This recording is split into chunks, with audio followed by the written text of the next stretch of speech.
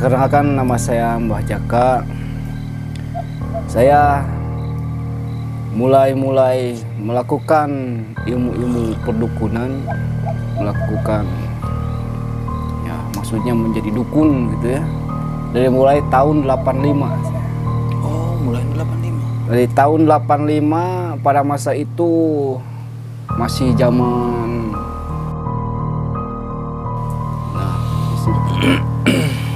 saya paling didukung sama mereka itu, waktu dulu.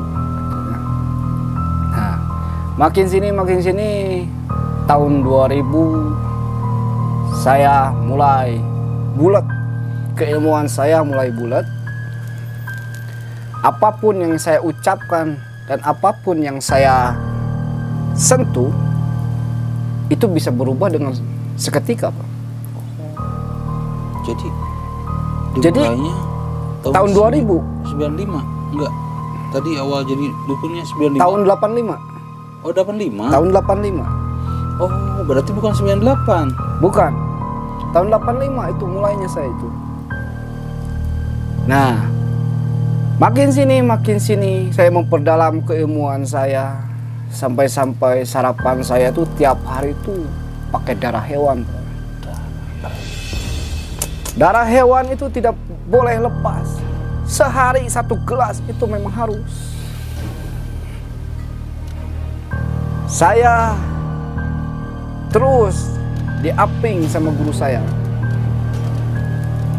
Dari mulai saya belajar sampai keilmuan saya menjadi bulat. Nah, pas tahun 2000 itu, Pak, pas tepat waktu penurunan ilmu terakhir, guru saya meninggal. Karena memang sudah perjanjian dari awal saya sama guru saya. Kalau misalkan semua keilmuan yang ada di dalam tubuh guru saya itu sudah ditransferkan ke saya semua, dia itu bakal meninggal. Yang saya heran, Pak, kok meninggalnya dia itu menjadi salah satu pusaka.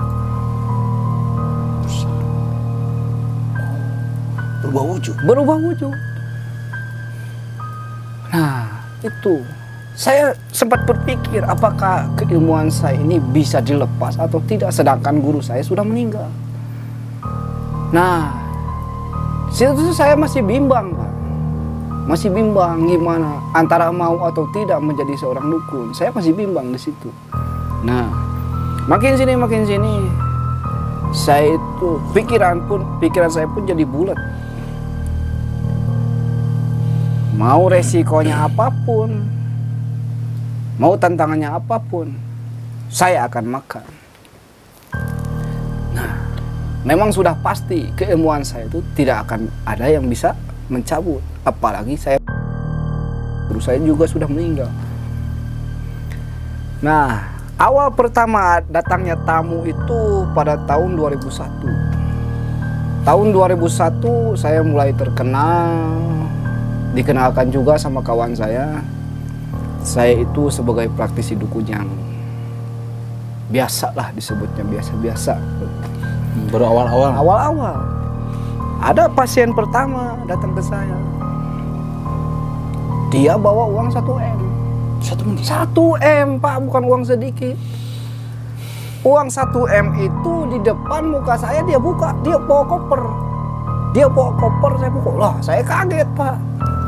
Nah, pertama kali saya melihat uang 1M, benar-benar saya kaget itu. Saya hampir stres itu, Pak, melihat uang 1M. Soalnya dari pertama saya berguru jadi dukun, baru kali itu saya melihat uang 1M. Benar apa yang dikatakan guru saya itu. Kamu mau harta seberapa, kamu mau uang segimana, kalau misalkan keilmuan kamu sudah bulat, uang akan nyamperin kamu. Wah, di situ saya percaya, Pak. Saya percaya, pikiran saya mulai, uang, namanya uang kan, Pak. Wah, saya harus lebih sakti ini. Ini pasien ini harus berhasil nih, saya bantu nih. Kalau misalkan ini berhasil, dia pasti bakal bilang lagi sama orang lain. Nah, pertama nih ya, Dia itu pengen menghancurkan usaha orang lain. Bahkan yang lebih ngerinya, dia itu sampai mau membunuh satu keluarga. Uang 1 M itu memang luar biasa itu. Saya ambil uangnya, saya ajak dia ke ruangan praktisi, ke ruangan itu praktek. Saya langsung melakukan ritual di situ. Saya suruh dia beli kambing hitam 3, ayam hitam 3, terus kepala kerbau itu yang gede itu, yang gede. Dia beli, gak pakai lama, 1 hari dia selesai belanja semua. Nah, pada malam itu, tepat di malam Jumat Kliwon, saya melakukan ritual di situ. Pertama, saya buka-buka dulu, baca-baca mantra, bakar-bakar kemenyan, kopi hitam, kopi pahit, kopi manis, teh pahit, teh manis, semua ada di situ. Sampai darah pun tak pernah luput. Memang itu sudah kebiasaan saya, darah hewan itu darah monyet.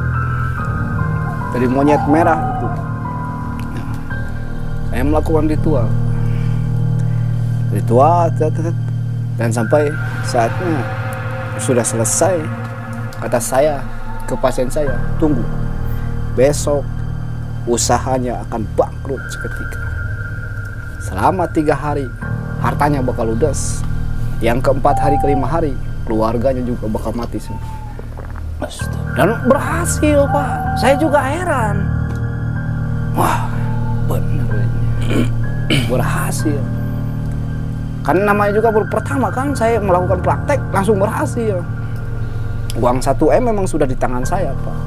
Nah, dia itu berterima kasih banyak sama saya. Lalu pulang dia.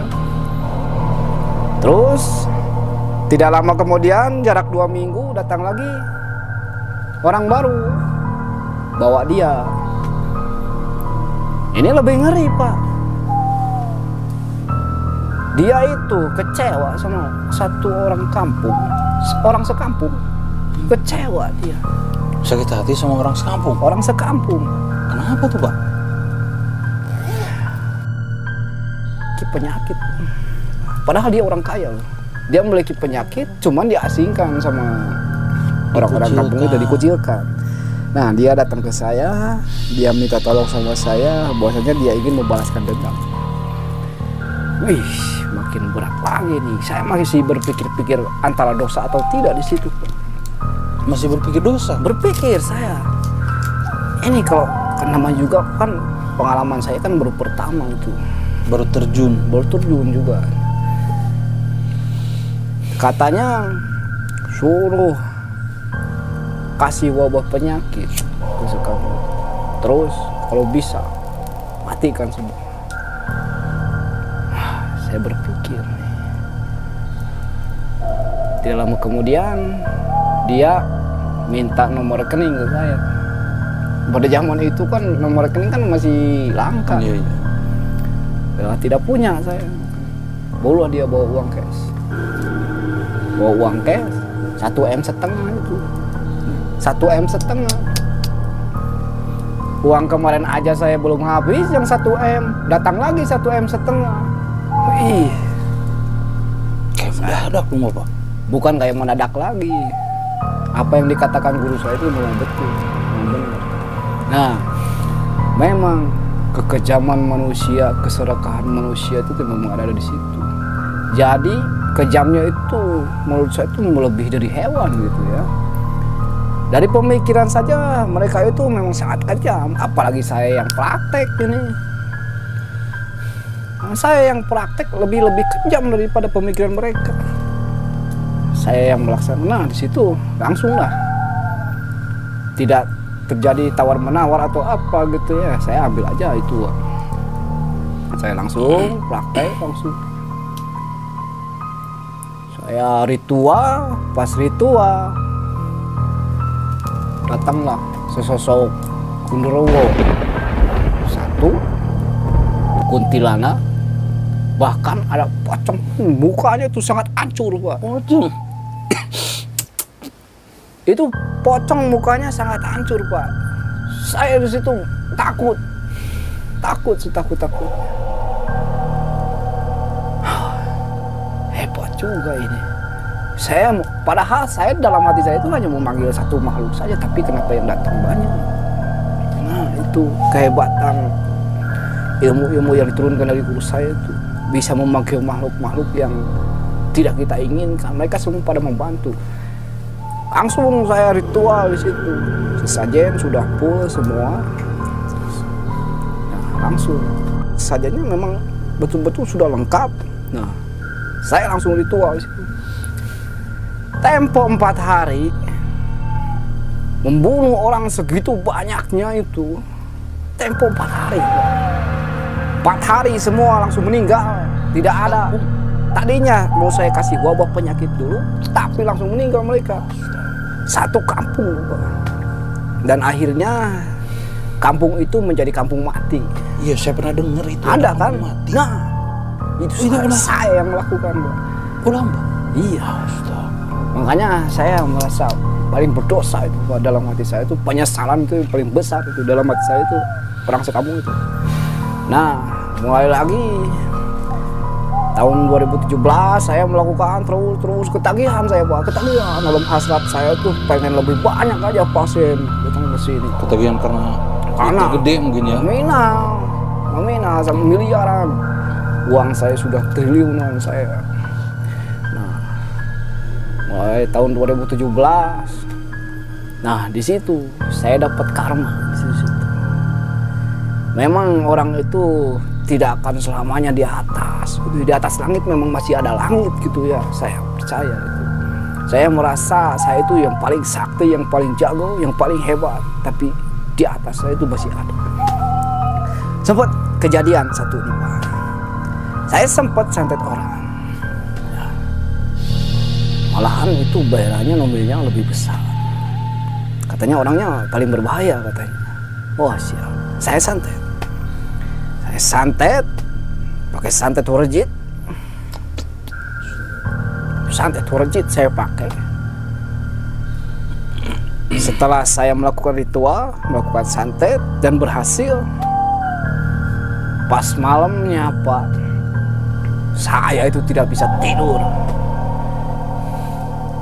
Bahkan 3 hari sebelum saya melakukan ritual pun saya udah nggak mau makan, Pak. Saya minum darah terus. Itu saya baru pertama, kok ini beda ya orangnya. Ada perasaan yang beda nih di saya. Ternyata ya orang yang saya santet itu ada yang ngobatin. Salah satu apa ya dibilangnya itu, tukang ngobatin itu. Seperti ya orang bisa lah. Orang bisa itu memang betul-betul orang yang paling sakti menurut saya itu. Dia orang alim. Dia orang soleh. Nah, berbaliklah santetnya ke saya. Oh, jadi orang yang Bapak santet itu ada yang ngobatin. Sembuh, ada yang ngobatin. Santetnya berbalik ke saya. Santetnya berbalik ke saya. Saya di situ muntah darah. Semua makhluk-makhluk pada datang sama saya. Makhluk-makhluk itu berbalik menyerang saya, Pak. Yang Bapak kirim itu menyerang. Yang saya kirim itu berbalik menyerang sama saya. Berarti itu yang ngobatinnya ilmunya lebih tinggi. Lebih tinggi. Padahal itu bukan dukun. Itu bukan dukun. Orang biasa, orang baik dia. Makanya jangan melawan sama orang baik itu betul. Nah, situ saya nggak bisa ngebalikin lagi. Emang saya sudah tepar, Pak. Darah terus keluar dari dalam mulut saya itu. Terus saya mati suri di situ. Mati suri saya di situ. Saya dibangunkan di alam yang lain, entah itu alam apa itu saya tidak tahu. Diperlihatkanlah itu salah satu neraka di situ. Saya dimasukkan ke dalam neraka itu. Saya teriak-teriak, gak ada yang dengar. Saya manggil orang nggak ada orang. Melihat orang banyak mukanya sama semua. Saya gemeteran di situ. Antara dingin dan panasnya api neraka itu saya bisa merasakan di situ, Pak. Teriak-teriak saya di situ, minta tolong ke siapa. Wah, pokoknya di dalam neraka itu seperti saya dimasukkan ke dalam neraka itu. Bang, betul saya di situ. Selama mati suri, Simbani dibawa ke alam lain, dimasukkan ke neraka. Ke neraka. Berapa lama Simba mati suri? Saya mati suri itu selama 1 bulan. Berarti selama 1 bulan itu merasakan disiksa segala macam. Merinding saya itu, Pak. Ya harus kalau saya ini ngomong itu merinding saya. Memang itu betul-betul sangat menakutkan, Pak, buat saya. Saya trauma di situ. Wah. Hampir pas terakhir nih ya, pas terakhir di alam lain saya itu mau ditusuk pakai ini, Pak. Pakai besi nyala itu kepala. Cuma saya keburu bangun di situ.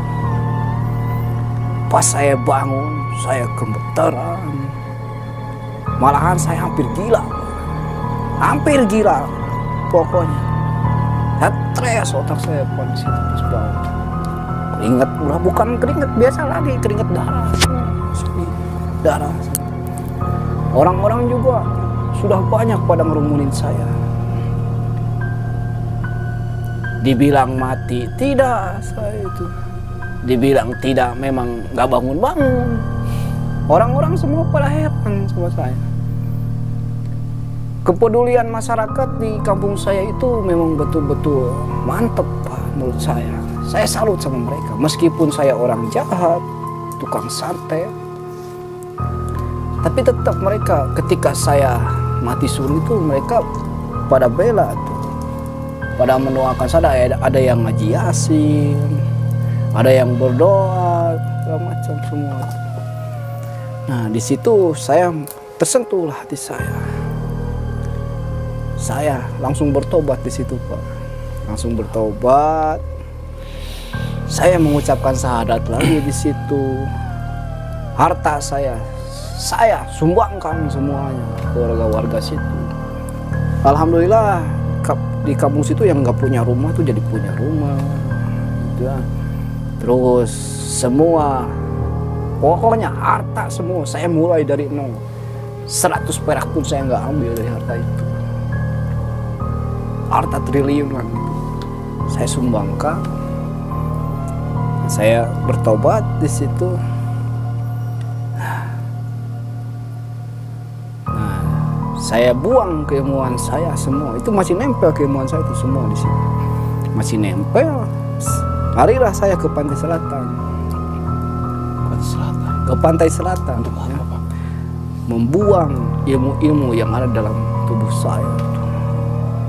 Ilmu-ilmu kebanyakan modalnya itu genderuwo, kalau saya. Genderuwo. Wujudnya tuh tinggi, besar semua. Saya buang di situ. Selama 12 hari saya di situ. Tidak minum, tidak makan lagi saya di situ. Sampai badan saya kurus kering membuang ilmu itu. Untuk membuangnya saja harus bertirakat selama 12 hari, 12 malam. Apalagi bunyinya nih. Nah, saya buang di situ sampai ombak besar pun menerjang saya pun saya tidak gentar. Antara hidup dan mati saya di situ. Kalau saya hidup berarti milik saya itu besar. Nasib saya itu memang bagus gitu ya. Tapi kalau saya mati saya ikhlasin aja. Saya terima semuanya. Karena saya itu memang betul-betul diperlihatkan ke dalam neraka itu. Nah, penyesalan paling besar dalam hidup saya itu yang memang itu. Menjadi penyesalan yang sampai sekarang nih belum saya lupakan, Pak. Saya masih bingung sampai sekarang juga nih. Gimana caranya saya menghapus semua dosa-dosa saya, sedangkan saya sudah berbuat dosa sama orang yang sudah meninggal semua. Mereka tuh meninggal akibat saya, akibat santet saya. Saya tidak tahu harus bagaimana, tapi dalam hati saya betul-betul saya ingin bertobat. Seperti itu. Ketika bertobat harus benar-benar bertobat, tidak Iya. boleh melakukan kembali.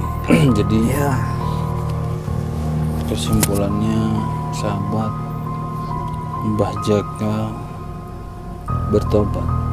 Wasilahnya kejadiannya mati suri itu ya Pak. mati suri Lalu diperlihatkan neraka selama 1 bulan apa 1 bulan. 1 bulan 1 bulan disiksa dalam api sehingga menjadi wasilah bertaubatnya Mbah Jaka. Iya, Lalu kemudian keilmuannya bersumber dari gurunya yang menjadi pusaka itu Pusaka, ya. dan khadam-khadam genderuwo. Iya, saya buang semua itu. Berarti pertanyaan tadi saya di awal tuh Pak tentang apakah bisa, apakah betul ada salah satu usaha diguna-guna atau apapun itu, berarti ada juga. Betul, ada itu. Ada yang seperti itu, memang ada, jelas. Alhamdulillah kita sudah berbincang-bincang dari awal sampai akhir, dari awal perjalanan Mbah Jaka ini sampai akhirnya bertobat dengan wasilah mati suri. Mati suri. Mudah-mudahan Mbah Jaka selalu istiqomah sekarang ya, Amin, amin. tidak terjerumus lagi. Terima Iya. kasih sahabat, insya Allah kita akan lanjutkan kembali di cerita-cerita kita selanjutnya. Mudah-mudahan kita semua selalu berada dalam lindungan Allah Subhanahu wa Ta'ala, dan mudah-mudahan kita semua selalu diberikan istiqomah dalam beribadah. Sahabat-sahabat, wallahu muwaffiq lakum thoriq. Assalamualaikum warahmatullahi wabarakatuh.